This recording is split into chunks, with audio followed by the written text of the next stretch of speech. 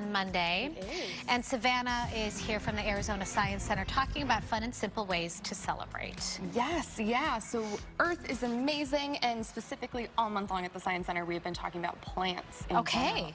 So this is a really fun activity that I remember doing this in school. Yeah, so you can actually germinate or sprout seeds in a bag, and it's really simple. So all you have to have is a couple seeds. These are just some generic beans that you can grow. Does it have to be beans? Can it be? I believe it can be anything. Any kind beans of anything. Are just very easy to grow. They sprout very fast. I do remember doing beans, yeah. And you are going to just take a napkin and open it up and then wet it and then put your beans inside. How wet do you want it? Like saturated, dripping, kind of wet? Kind of wet. Okay. Not too wet. Not too crazy. Because it'll start to be a little stinky, and then you're going to put it back inside the bag, and then just keep it wet and leave the bag open a little bit. Leave it open. Yes. Okay. Yeah, you don't want to seal it in there. You don't. And this is really awesome because you can actually see the beans start to sprout, where if you put them in dirt, you wouldn't be able to see. So if kids do this at home with, of course, supervision from an adult, how long do you think it'll take for the beans to sprout like I would say maybe a week or so, you'll start to see some beans coming out of there. These have been going for about a month now,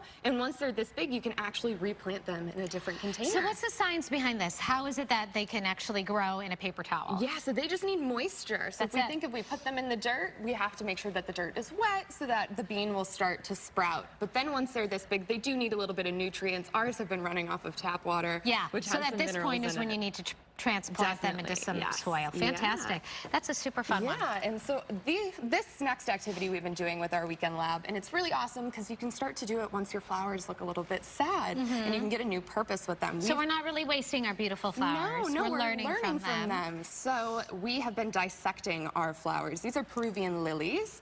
And you can take that one, and this is one I already did. We already cut off the stem. Yeah, they're not very smelly, but they are beautiful. They are pretty to look at. And if you want, you can start to pull off part of those Just petals. take it all the way off? Yeah, those are actually called sepals. Sepals. And they're not petals, but they protect the petals. They have a little bit of green underneath them. Okay. And then the ones with the polka dots on them are the actual petals? Are the actual petals. Oh, I didn't know that. Is that every flower or just this particular? Yeah, so this particular, the sepals look like this. On other flowers, they might be entirely green.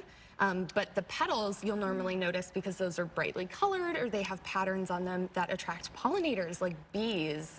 Bees love those polka dots. That's good to know. And these? And those. So then we have these ones that have a little top on them. They're called stamen. And this little point up at the top is where all of the pollen is kept. And so that's really important for those bees that are attracted by those petals. And I believe Peruvian lilies have 6 stamen.